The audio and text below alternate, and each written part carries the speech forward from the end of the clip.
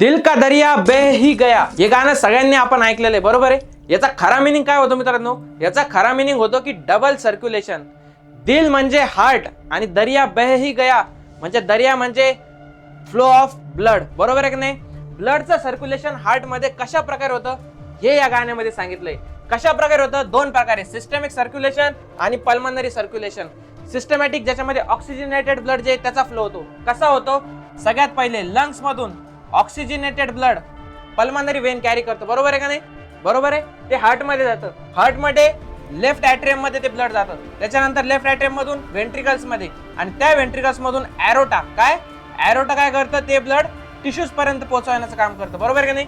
Tissues मध्ये काय होतं? त्याचं युटिलायझेशन होतं, एनर्जी प्रोडक्शन होतं आणि तिथून कोणतं ब्लड बाहेर पडतं?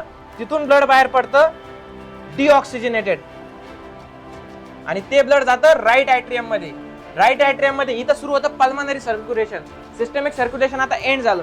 आता हे जातं राईट ऍट्रियम मध्ये, तिथून वेंट्रिकल्स मध्ये आणि वेंट्रिकल्स मधून पल्मनरी आर्टरीच्या थ्रू. कोणत्या? पल्मनरी आर्टरीच्या थ्रू कशामध्ये जातं? पुन्हा लंग्स मध्ये. लंग्स मध्ये मग ते CO2 बाहेर फेकतं आपली बॉडी एक्सक्रिएशन करून, वापस ऑक्सिजन मध्ये येते आणि ते वापस सिस्टमिक सर्क्युलेशन कंटिन्यू करतं. अशा प्रकारे क्लोज सर्क्युलेटरी सिस्टम आपल्या बॉडीमध्ये रन करत असते. मग आहे का नाही दिल का दरिया बह ही गया गाण्यासारखं आपलं डबल सर्क्युलेशन